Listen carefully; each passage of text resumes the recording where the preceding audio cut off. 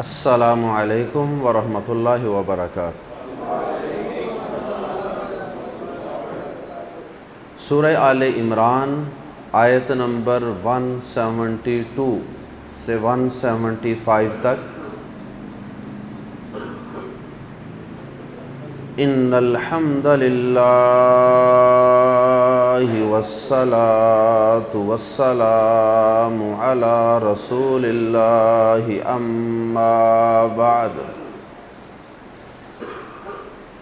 اعوذ باللہ السمیع العلیم من الشیطان الرجیم من ہمزہ ونفخہ ونفثہ۔ الذین استجابوا للہ والرسول من بعد ما اصابهم القرح للذین احسنوا منہم واتقوا اجر عظیم۔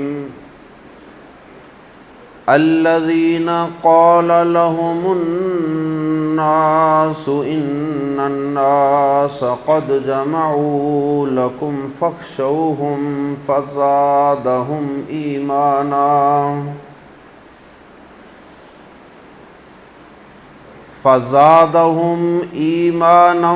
وقالوا حسبنا اللہ ونعم الوکیل۔ فانقلبوا بنعمة من اللہ وفضل لم يمسسهم سوء واتبعوا رضوان اللہ واللہ ذو فضل عظیم۔ انما ذالکم الشیطان یخوف اولیاءہ فلا تخافوہم وخافون ان کنتم مؤمنین۔ غزوہ احد میں اگرچہ مسلمانوں کی کچھ غلطیوں کی وجہ سے ان کو کچھ نقصان بھی ہوا، لیکن اس کے باوجود مشرکین اپنے مقصد میں پوری طرح کامیاب نہیں ہو سکے۔ یہی وجہ ہے کہ جب وہ غزوہ احد سے فارغ ہو کر مدینہ منورہ سے مکہ کی طرف واپس جانے کے لیے نکلے، مدینہ منورہ سے تقریباً 8 میل کے فاصلے پر ایک مقام ہے حمراء الاسد۔ اس جگہ پر پہنچ کے انہوں نے پڑاؤ ڈالا اور انہوں نے آپس میں مشورے شروع کر دیے کہ کوئی مزہ نہیں آیا، ہم بھی کیا بیوقوف ہیں۔ اپنی حماقت کا انہوں نے ایک دوسرے سے تذکرہ کرنا شروع کر دیا کہ ہم بھی کیسے احمق لوگ ہیں کہ نہ تو ہم محمد صلی اللہ علیہ وسلم کو قتل کر سکے ہیں، العیاذ باللہ۔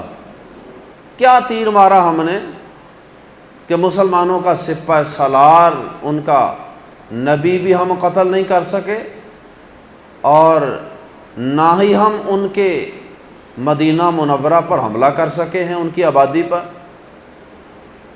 اور نہ ہی ہم ان کی عورتوں کو اپنی لونڈیاں اور شہزادیاں بنا کر اونٹوں کے پیچھے بٹھا کر واپس لے جا رہے ہیں۔ کیا ہے ہم نے؟ اور یہ باتیں کرنے کے بعد انہوں نے یہ پلان بنایا اور یہ منصوبہ بندی کی کہ چلو اکٹھے ہوتے ہیں، دوبارہ ایک دفعہ تیاری کرتے ہیں اور ایک دفعہ پھر سے مدینہ منورہ پہ حملہ آور ہوتے ہیں۔ پہلے تو مدینہ منورہ سے باہر لڑائی ہوئی تھی احد کے مقام پہ، اب ہم مدینہ منورہ کی اینٹ سے اینٹ بجا دیں۔ اس مقصد کے لیے ابو سفیان جو اس وقت مسلمان نہیں ہوئے تھے، کافروں کے وہ سپہ سالار تھے، سردار تھے۔ تو ابو سفیان نے ایک تجارتی قافلہ جو ادھر سے گزر رہا تھا، مدینہ منورہ کی طرف سے اس نے گزرنا تھا، اس کے ہاتھ یہ پیغام بھیج دیا کہ جاؤ، جاتے وقت محمد صلی اللہ علیہ وسلم کو، مسلمانوں کو میرا یہ پیغام دے دینا کہ ہم دوبارہ جمع ہو کر، اکٹھے ہو کر دوبارہ تم پر، مدینہ پر حملہ آور ہو رہے ہیں۔ نبی صلی اللہ علیہ وسلم کو جب یہ اطلاع ملی تو آپ بھی کیا شاندار سپہ سالار تھے۔ اللہ کے رسول صلی اللہ علیہ وسلم اللہ پاک نے ایسے ہی اسوہ کامل نہیں بنا دیے، آپ انسانیت کے لیے اسوہ حسنہ ہے، کامل اور مکمل نمونہ ہیں۔ تو نبی صلی اللہ علیہ وسلم کی جنگی حکمت عملیوں پر باقاعدہ صرف مسلمانوں نے نہیں، کافروں نے بھی کتابیں لکھ ماری، کافروں نے بھی کتابیں لکھ دی ہیں۔ ہر موقع پہ آپ کی شاندار سٹریٹجی اور حکمت عملی یہ نظر آتی ہے۔ آپ صلی اللہ علیہ وسلم نے یہ انتظار نہیں کیا، کہ یہ پیغام نہیں بھیجا کہ ابو سفیان کو کہو، مشرکین کو کہو کہ ٹھیک ہے آتے ہو تو آ جاؤ، ہم تیار ہیں، یہ نہیں کہا، یہ پیغام نہیں بھجوایا، بلکہ آپ نے فوری طور پہ اعلان کیا، مسلمانوں کے اندر فوری طور پہ یہ اعلان کیا کہ مشرکین کا ہم نے پیچھا کرنا ہے، تعاقب کرنا ہے، فوری طور پہ تیار ہو جائیں۔ اور اس غزوے میں غزوہ حمراء الاسد اس کو کہا جاتا ہے، اگرچہ لڑائی نہیں ہو سکی لیکن اس کے باوجود سیرت نگاروں نے اس کو غزوہ ہی کہا۔ تو اس غزوے کے لیے نبی صلی اللہ علیہ وسلم نے یہ شرط رکھ دی کہ اس غزوہ میں صرف وہ شخص شامل ہوگا جو غزوہ احد میں شامل ہوا تھا۔ جو مسلمان غزوہ احد میں شامل نہیں ہو سکے ان میں سے کوئی مسلمان بھی اس غزوہ میں شامل نہیں ہوگا، سوائے ایک شخص کے، وہ تھے جابر رضی اللہ تعالی عنہ۔ انہوں نے آ کر یہ اعلان جب سنا کہ جو شخص غزوہ احد میں شامل تھا وہ تیار ہو جائے، اس کے علاوہ کوئی نہیں تیار ہوگا، اب انہوں نے آ کر اللہ کے رسول صلی اللہ علیہ وسلم کے سامنے عذر پیش کیا کہ آپ جانتے ہیں میں غزوہ احد میں شریک تھا اور میرے والد محترم جو ہیں وہ غزوہ احد میں شہید ہو چکے ہیں۔ کتنی دیر پہلے شہید ہوئے تھے؟ ایک دن پہلے۔ غزوہ احد سے ویری نیکسٹ ڈے، اگلے ہی دن یہ غزوہ حمراء الاسد کے لیے روانگی ہو رہی ہے مسلمانوں کی۔ اللہ اکبر، کتنا بڑا امتحان ہوگا، کس قدر بڑا امتحان ہوگا مسلمانوں کا اور ان کے ایمان کا۔ ابھی غزوہ احد سے تھکے ہارے، ابھی شہادتیں پیش کر کے، ابھی اپنے پیاروں کو دفن کر کے، اور ابھی خود بھی زخمی ہیں، خون بہہ رہے ہیں، تھکاوٹیں، اس کے باوجود اللہ پاک کا حکم آ گیا، نبی صلی اللہ علیہ وسلم کا حکم آ گیا کہ نکلنا ہے مشرکین کے تعاقب کے لیے، تاکہ ان کو پتہ چلے کہ مسلمانوں کے اندر ابھی اتنا دم خم ہے کہ وہ تمہارے اوپر ابھی حملہ آور ہو سکتے ہیں۔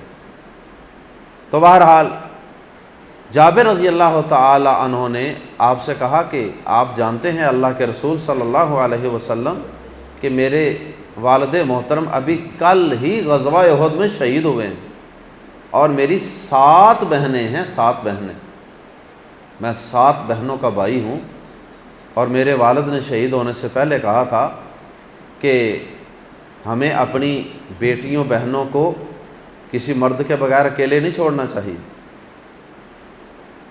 تو آپ کی کیا رائے ہے اس حوالے سے کہ میری 7 بہنیں اکیلی ہیں گھر میں؟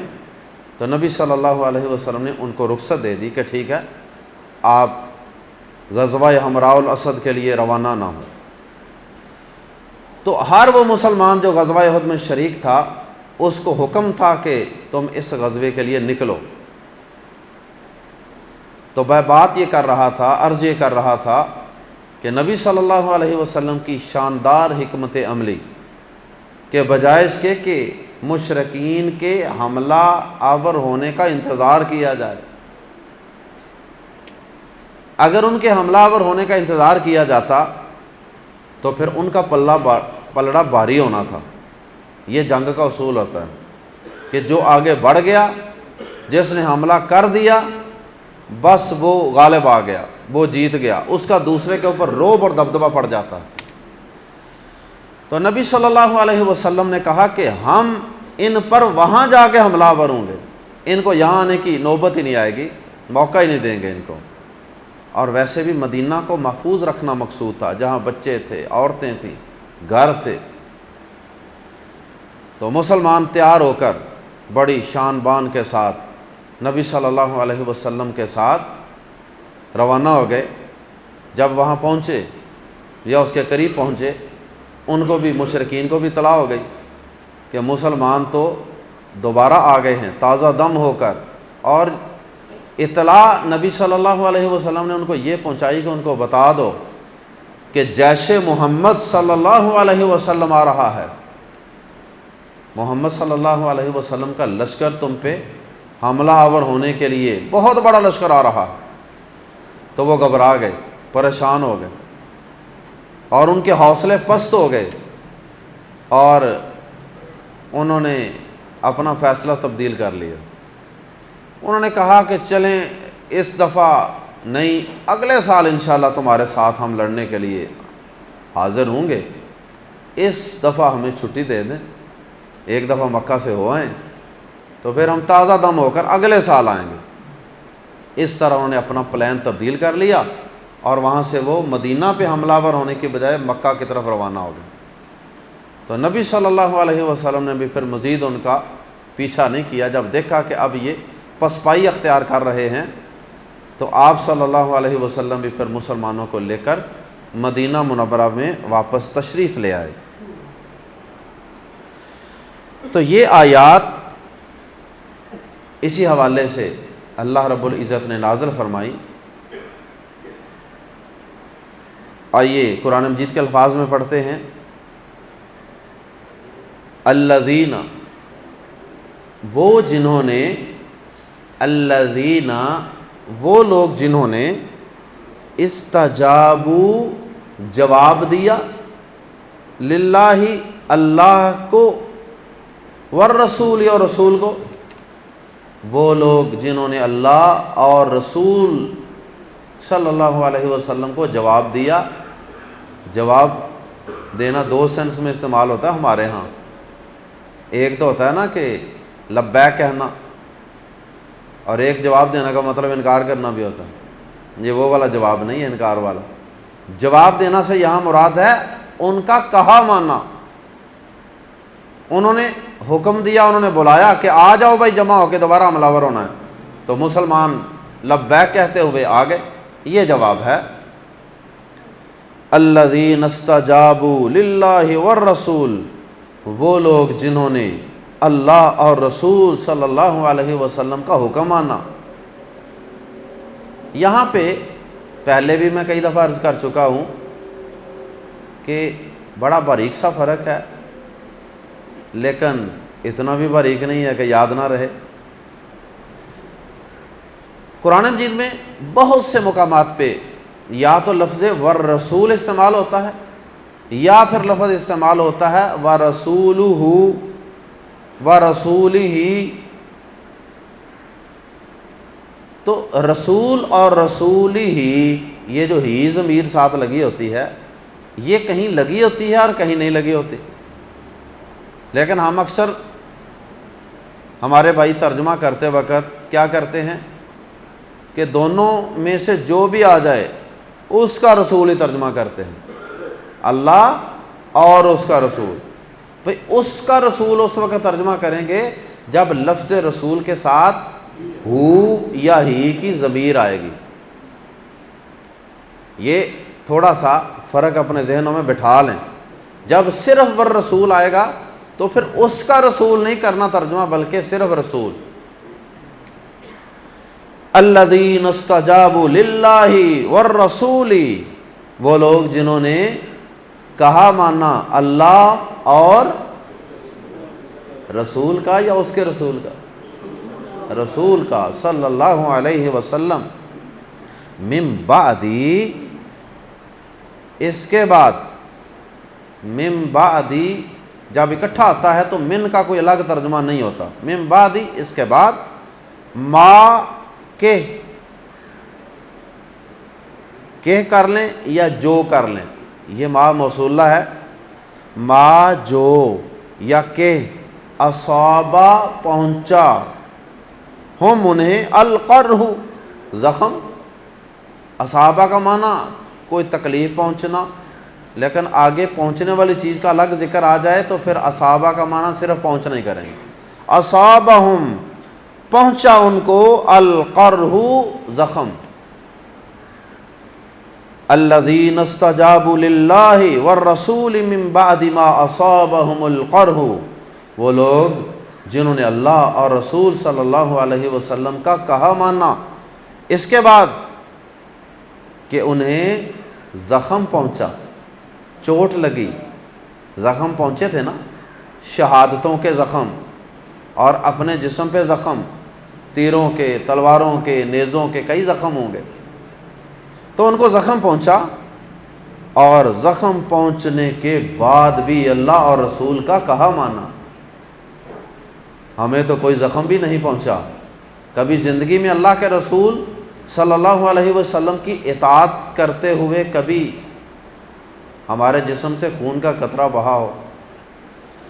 اللہ اکبر۔ ہمیں تو اللہ اور اس کے رسول صلی اللہ علیہ وسلم اتنا کہہ دیں کہ یہ کپڑا تم نے یہاں سے تھوڑا سا یہاں رکھنا ہے، تو سال تک ہم ٹرخاتے رہتے ہیں، لٹکاتے رہتے ہیں، اپنے آپ کو، اپنے نفس کو طفل تسلیاں دیتے رہتے ہیں، کر لیں گے، دیکھ لیں گے، یہ بھی کوئی مسئلہ ہے، اس سے کیا ہوتا ہے؟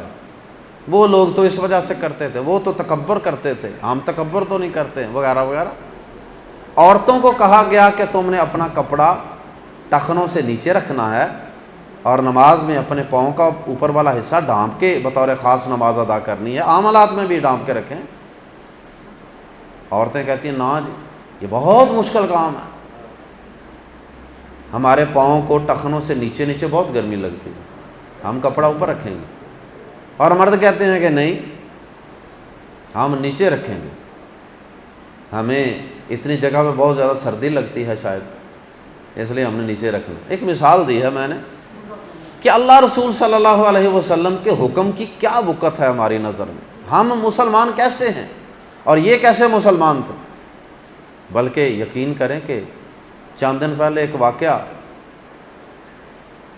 ایک صحابی کا نظر سے گزرا، اللہ اکبر، کیا لوگ تھے، رضی اللہ عنہم و رضوا عنہ کا لقب اور ٹائٹل اللہ پاک نے ایسے نہیں دے دیا، اتنا بڑا سرٹیفکیٹ کہ وہ اللہ سے راضی ہو گیا، اللہ ان سے راضی ہو گیا۔ ایک صحابی کو پتہ چلا انہوں نے ڈبل سٹوری مکان بنایا تھا مدینہ منورہ میں اس دور میں، اور ڈبل سٹوری مکان کیا ہوگا، 2 کمرے ہی ہوں گے، چوبارہ ہی ہوگا، ایک نیچے ہوگا ایک اوپر ہوگا، اور کھجوروں کی شاخوں سے اور کھجوروں کے تنوں سے اور ٹہنیوں سے بنا ہوگا، اور کیا بنا ہوگا، وہ کوئی ٹائلیں پتھروں والا، ٹائلیں لگی ہوئی، پتھر لگا ہوا اور فانوس لٹک رہے اور ڈسٹمپر، پینٹ، یہ چیزیں تو نہیں ہوں گی نا، صوفے نہیں ہوں گے، بیڈ نہیں ہوں گے، فریج نہیں ہوگی، اوون نہیں ہوگا، اے سی نہیں ہوگا، یہ ساری چیزیں نہیں تھیں، ڈبل سٹوری مکان بنایا۔ اللہ کے رسول صلی اللہ علیہ وسلم نے اس طرح گزرتے ہوئے دیکھا، پوچھا ہے یہ کس کا مکان ہے؟ آپ نے کچھ ناپسندیدگی کا اظہار کیا، جیسے کہ یہ دنیا کی طرف لگاؤ بڑھتا جا رہا ہے۔ پوچھا کس کا ہے، بتایا گیا یہ فلاں شخص کا ہے، آپ نے کچھ ناپسندیدگی کا اظہار کیا۔ اس صحابی تک اللہ کے نبی صلی اللہ علیہ وسلم کی یہ تھوڑی سی ناراضگی، تھوڑی سی ناپسندیدگی پہنچی، آپ نے کوئی اس پہ سخت فتویٰ بھی کوئی نہیں لگایا کہ یہ حرام ہے، یا کوئی ایسی سخت وعید نہیں سنائی۔ اس صحابی کو پتہ چلا، جا کر پورا مکان ہی گرا دیا، پورا مکان گرا دیا، کہ اللہ کے رسول صلی اللہ علیہ وسلم نے جس مکان کی طرف دیکھ کر ناپسندیدگی کا اظہار کیا ہے اس مکان میں رہنا مجھے گوارا ہی نہیں۔ کیا ایمان تھا! اللہ ہمیں بھی ایسا ایمان عطا فرما۔ ہم تو 4 بال نہیں رکھ سکتے، 4 بال نہیں رکھنے کو تیار، اللہ کے رسول صلی اللہ علیہ وسلم کا حکم سمجھ۔ عورتیں جو ہیں وہ بھی یہاں سے آنکھوں کے اوپر سے جو بال اترواتی ہیں، نہیں باز آتی، اور مرد جو ہیں وہ بھی آپ کو پتہ ہی ہے، مردوں کا بھی جہاں بس چلتا ہے چلاتے ہیں۔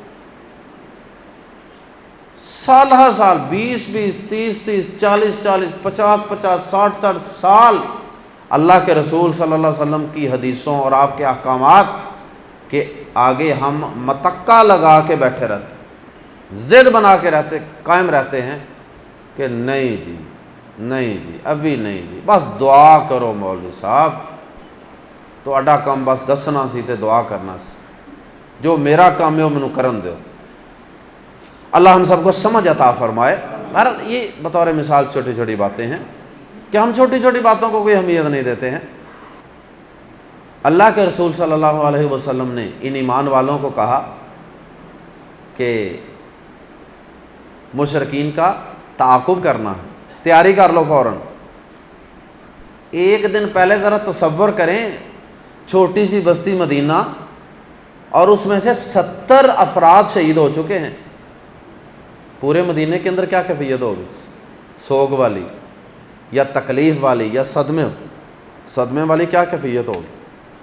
اس کے باوجود تھکے، زخمی، اور گھروں میں سے لوگ شہید بھی ہو چکے ہیں، اس کے باوجود ایمان والے پھر لاؤ لشکر لے کر چل پڑے۔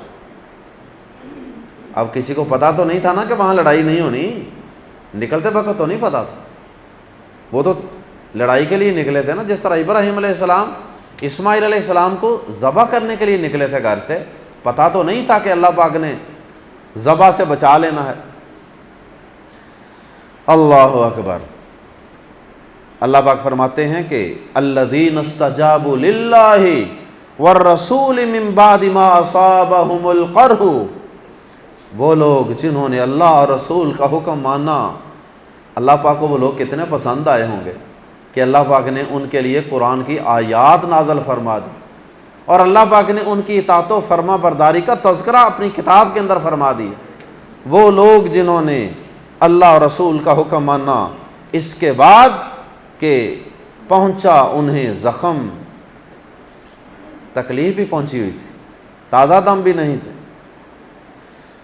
اللہ اکبر۔ فرمایا للذین، ان لوگوں کے لیے جنہوں نے احسنوا، نیکی کی، للذین، ان لوگوں کے لیے احسنوا، جنہوں نے نیکی کی۔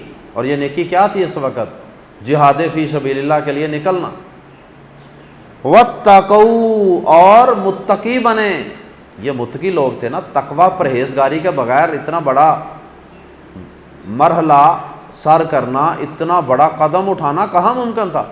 اللہ کا ڈر تھا، اللہ پر یقین تھا، نیکی کا جذبہ تھا، نیکی سے محبت تھی، جنت کی تڑپ اور لگن تھی، شہادت کی خواہش اور لگن تھی۔ فرمایا کہ للذین احسنوا منہم واتقوا، ان میں سے ان لوگوں کے لیے جنہوں نے نیکی کی۔ کن میں سے؟ مسلمانوں میں سے۔ مسلمانوں میں سے ان لوگوں کے لیے جنہوں نے نیکی کی، جہاد پہ اگلے ہی دن پھر روانہ ہو گئے اور متقی بنے۔ ان کے لیے کیا ہے؟ اجر عظیم، اجر عظیم، بہت بڑا اجر، بہت بڑا اجر ہے، بہت بڑا بدلہ ہے۔ بہت بڑا بدلہ کیا ہوگا؟ کل ہم شہداء کے فضائل پڑھ چکے ہیں کہ شہداء کے لیے کیا بہت بڑا اجر اللہ پاک نے تیار کیا اپنی جنتوں میں۔ حدیث میں آتا ہے صحیح بخاری میں، ان فی الجنت 100 درجہ، جنت میں صرف اور صرف 100 درجے تو ایسے ہیں، 100 درجات جو صرف اللہ پاک نے تیار کیے ہیں۔ اعد اللہ للمجاہدین فی سبیل اللہ، جو اللہ پاک نے صرف اپنی راہ میں جہاد کرنے والوں کے لیے تیار کیے ہوئے۔ 100 درجہ تو صرف ان کا ہے۔ فرمایا ان کے لیے بہت بڑا اجر ہے۔ کیا حکم ماننا تھا انہوں نے اللہ اور رسول کا؟ یہ بتایا جانے لگا۔ الذین، وہ لوگ کہ قال کہا لہم ان سے الناس، لوگوں نے ان سے کہا، پیغام پہنچانے والوں نے ان سے کہا، ان الناس، بے شک لوگ، قد یقیناً جمع ہو چکے ہیں، لکم تمہارے لیے، بے شک لوگ تمہارے لیے جمع ہو چکے ہیں، یا بے شک لوگوں نے تمہارے لیے فوج جمع کر لی ہے۔ ابو سفیان وغیرہ نے، مشرکین نے تمہارے لیے پھر ایک بہت بڑا لشکر تیار کر لیا، مجتمع کر لیا، تیار کر لیا، فرش کر لیا۔ ان الناس، بے شک لوگ، قد یقیناً جمع ہو چکے ہیں، لکم تمہارے لیے، یہ اصل میں تھا لیکم، کیا تھا؟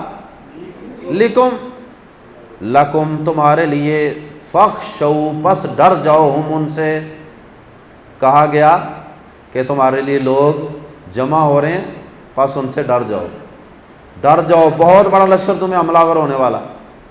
ان کو ڈرانے کی کوشش کی، دمکانے کی کوشش کی گئی۔ فزادہ، تو زیادہ کر دیا اس نے، ہم انہیں، ایمان میں، تو اس بات نے انہیں ایمان میں اور زیادہ کر دیا۔ ان کا ایمان پہلے بھی ہے تھا، اللہ پر، آخرت پر، شہادت پر، لیکن اس پیغام نے ان کے ایمان کو اور بڑھا دیا کہ ہم اللہ کے دشمنوں سے لڑیں گے۔ اللہ اکبر۔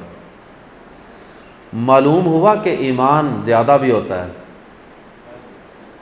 بعض لوگوں کا یہ نظریہ ہے کہ ایمان کم زیادہ نہیں ہوتا، کہتے ہیں کہ ہمارا ایمان بھی اسی طرح ہے جس طرح جبریل کا ایمان ہے، ابو بکر صدیق کا ایمان ہے، یہ ایمان ایک جیسا ہی ہوتا ہے سب کا، اور ہر شخص کا ایک جیسا ہی ہر وقت ایمان رہتا ہے۔ یہ بات غلط ہے۔ قرآن مجید نے کئی مقامات پہ اس چیز کی طرف اشارہ کیا، فزادہم، تو اس بات نے زیادہ کر دیا انہیں ایمان میں، ایمان بڑھ گیا، جذبہ بڑھ گیا۔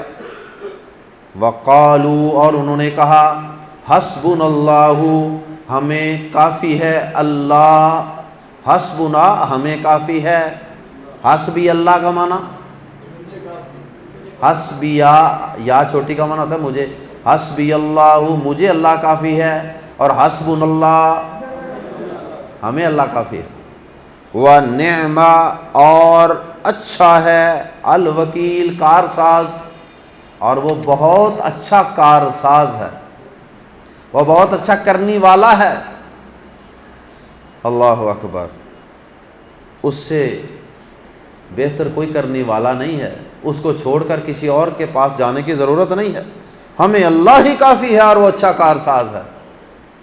صرف زبانی ایمان نہیں ان کا بڑا، اپنی زبان سے بھی انہوں نے اللہ سے، ایک قسم کی اللہ سے دعا مانگی ہے انہوں نے، اور ایک جذبے اور ولولے اور اللہ کی مدد کا اظہار کیا ہے کہ اللہ پاک کی مدد انشاءاللہ ضرور آئے گی، وہ ہمارے ساتھ ہے۔ اور عبداللہ بن عباس رضی اللہ تعالی عنہ نے اس کے متعلق حسبنا اللہ و نعم الوکیل کے متعلق فرمایا، صحیح بخاری میں حدیث ہے، انہوں نے کہا کہ یہ حسبنا اللہ و نعم الوکیل وہ کلمہ ہے جو ابراہیم علیہ السلام نے اس وقت پڑھا تھا جب ان کو آگ میں پھینکا گیا تھا، وہ کلمہ ہے جو مسلمانوں نے اس وقت پڑھا تھا۔ کس وقت پڑھا تھا؟ جب ان سے کہا گیا تھا کہ ان الناس قد جمعوا لکم، کہ مسلمانوں ڈر جاؤ، لوگ تمہارے لیے جمع ہو رہے ہیں۔ عام طور پہ یہ بات مشہور ہے کہ ابراہیم علیہ السلام کو جب آگ میں پھینکا گیا تو فرشتہ آیا تھا تو انہوں نے کہا تھا کہ جس کے لیے مجھے آگ میں پھینکا جا رہا ہے وہ جاننے اور اس کا کام جاننے، فرشتے کو واپس بھیج دیے۔ یہ بات درست نہیں ہے۔ صحیح بخاری کی حدیث ہے کہ ابراہیم علیہ السلام نے اس وقت پڑھا تھا حسبنا اللہ و نعم الوکیل۔ یہ تو تکبر والی بات ہے کہ بندہ اللہ سے مانگے ہی نہ اور کہے اس کو پتہ ہے، اس کو پتہ جو اس نے دینا، نہیں، حسبنا اللہ و نعم الوکیل۔ جب انسان کمزور ہو اور مقابلے میں طاقتیں زیادہ پاورفل ہوں، بڑی بڑی اتحادی فوجیں ہوں، سپر پاوریں ہوں، حتیٰ کہ شیطان بھی ہو، تو انسان کو یہ پڑھنا چاہیے حسبنا اللہ و نعم الوکیل۔ فانقلبوا، پس انقلبوا، وہ لوٹے، بِسَاتْ نِعْمَةٍ مِّنَ اللَّهِ، اللہ کی طرف سے عظیم نعمت کے ساتھ۔ عظیم نعمت، عظیم نعمت کیا ہے؟ بغیر لڑائی جہاد کا ثواب ملے گا۔ بِنِعْمَةٍ مِّنَ اللَّهِ، اللہ کی طرف سے عظیم نعمت کے ساتھ، وَفَضْلٍ، اور بڑے فضل کے ساتھ۔ اللہ کی طرف سے عظیم نعمت اور بڑے فضل کے ساتھ وہ لوٹے۔ کافر مکہ چلے گئے، مسلمان خیر و عافیت سے واپس آ گئے۔ وَفَضْلٍ لَمْ يَمْسَسْهُمْ، نہیں پہنچی انہیں، نہیں چھوا انہیں یا نہیں پہنچی انہیں، سوء، کوئی برائی، کوئی تکلیف، کوئی تکلیف بھی نہیں آئی، نہ کوئی زخم، نہ کوئی شہادت، کچھ بھی نہیں ہوا، بغیر کسی تکلیف کے پہنچنے کے واپس پلٹ آئے اللہ کا فضل اور عظیم نعمت لے کر۔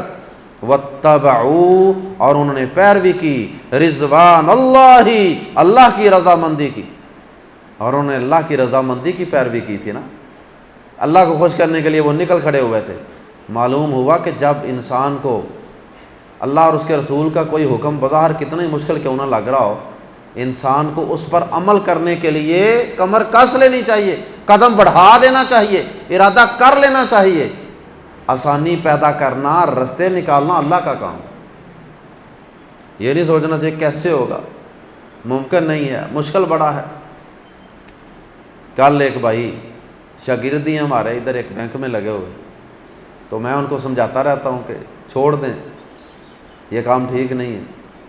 کہتے ہیں ارادہ کر چکا ہوں، ایک دفعہ پیچھے بھی ہٹا تھا لیکن آگے کوئی صورت نظر نہیں آئی۔ میں نے کہا آپ کی آزمائش تو ہونی ہے نا شروع میں، آپ اللہ پر توکل کرتے ہوئے ایک دفعہ چھوڑ دیں یہ سارا کچھ، پھر اس کے بعد دیکھیں اللہ پاک آپ کے لیے رستے نکال لے گا۔ تو یہ اللہ پاک کے ساتھ آپ کہتے ہیں کہ نہیں یا اللہ مجھے پہلے آلٹرنیٹ دے، پھر میں یہ گناہ چھوڑوں گا، سودی کام پھر چھوڑوں گا، نہیں، چھوڑ دو اللہ پہ توکل کر کے، اللہ پہ بھروسہ کر کے، پھر دیکھو جب صحیح طرح کشتیاں جلا کر چھوڑو گے نا، پھر اللہ کی مدد فوراً آئے گی۔ اور جب تم ایک پاؤں کشتی پر رکھتے ہو اور ایک ساحل پر رکھتے ہو تو پھر اللہ کی مدد بھی نہیں آتی۔ اللہ کو بھی پتہ ہے کہ یہ جس طرح کا کام میرے سے کر رہے ہیں۔ اور ہمارے ایک اور دوست ہیں پیپلز کالونی میں، انہوں نے چھوڑ دیا، ماشاءاللہ چھوڑ دیا، اور کتنی دیر سے میں پوچھتا ہوں، کہتے ہیں ابھی تک کوئی کام شروع نہیں کیا، ابھی کوئی کام ملا نہیں، لیکن وہ کام چھوڑ دی اللہ پہ توکل کر کے۔ کوئی نہیں، اللہ دے گا، پتہ نہیں اللہ پاک نے اس سے کتنا کو بہتر کام دے دینا۔ واتبعوا رضوان اللہ، انہوں نے اللہ کی رضامندی کو فالو کیا تھا، رضامندی کی پیروی کی تھی، تو اللہ پاک نے پھر ان کو بغیر لڑے، بغیر تکلیف کے یہ اعزاز دے دیا کہ جاؤ تمہیں بغیر کسی لڑائی کے ہی اس غزوے میں شمولیت کا اجر عطا کیا جاتا۔ واللہ ذو فضل عظیم، اور اللہ اگر صرف فضل نہ ہوتا پھر بھی بڑے فضل والا، تنوین کی وجہ سے، اور آگے عظیم بھی آ گیا، پھر تو بہت ہی بڑا فضل ہوگا۔ واللہ ذو فضل عظیم، اور اللہ بہت بڑے فضل والا ہے۔ انما، صرف، فقط، ذالکم، یہ ذالکہ کا معنی بھی یہ، ذالکما اس کا معنی بھی یہ، ذالکم کا معنی بھی یہ ذالکہ کے ساتھ بعض اوقات یہ کم یا کا ضمیر زائد ہوتی ہے، اس کا کوئی ترجمہ نہیں ہوتا، یہ عربی کا ایک اسلوب ہے۔ انما ذالکم، صرف اور صرف یہ، الشیطان، شیطان ہے، انما ذالکم الشیطان، یہ تو شیطان ہی ہے اور کوئی نہیں، یخوفو، جو خوف دلاتا ہے، جو ڈراتا ہے، اولیاء، دوستوں کو، دوستوں سے، ہو اپنے، اولیاء ہو اپنے دوستوں سے، جو ڈراتا ہے اپنے دوستوں سے، یہ شیطان ہی ہے جو اپنے دوستوں سے ڈراتا ہے۔ مسلمانوں ڈرنا نہیں، مسلمانوں ڈرنا، جب بھی کسی بڑی کافروں کی فوج سے، اتحادی فوج سے، لشکر سے تمہیں کوئی ڈرا رہا ہو تو سمجھ جاؤ کہ وہ کون ڈرا رہا ہے؟ شیطان ڈرا رہا ہے، یا پھر کوئی شیطان کا رضاکار ایجنٹ بغیر پیسوں کے جو اس کی نوکری کر رہا ہے، وہ کہے گا نہیں جی نہیں، نا توبہ توبہ، نا اسی نہیں مقابلہ کر سکتے، اسی مسلمان، اسی کمزور، حوصلے پست کرنے والے لوگ ہوتے ہیں۔ فرمایا انما ذالکم الشیطان، یہ تو شیطان ہی ہے، یخوف جو ڈراتا ہے، اولیاءہ اپنے دوستوں سے، فلا پس نہ، تخافو تم ڈرو، ہم ان سے، وخافونی اور مجھ ہی سے ڈرو۔ اللہ پاک کہتے تم ان سے نہ ڈرا کرو شیطان کی باتوں میں آ کے، تم مجھ سے ڈرا کرو، جب مجھ سے ڈر جاؤ گے پھر سب کے ڈر ختم کر دوں گا۔ ان اگر کنتم ہو تم مؤمنین، مومن ایمان والے، اگر تو تم صحیح ایمان والے ہو نا، پھر ان سے نہ ڈرا کرو، بظاہر کتنے ہی وہ لشکروں والے، اسلحے والے، ساز و سامان والے، قوتوں والے نظر آئیں، ان سے نہ ڈرا کرو، مجھ ہی سے ڈرا کرو۔ تازہ ترین مثال ہے صدی کی، آپ نے دیکھ لیا نا، دنیا کی کتنی بڑی سپر پاور ذلیل و خوار ہو کر نکلی۔ سبحانک اللہم و بحمدک، اشہد ان لا الہ الا انت، استغفرک و اتوب الیک۔ شكرا يا ربي شكرا، هديت قلبي شكرا.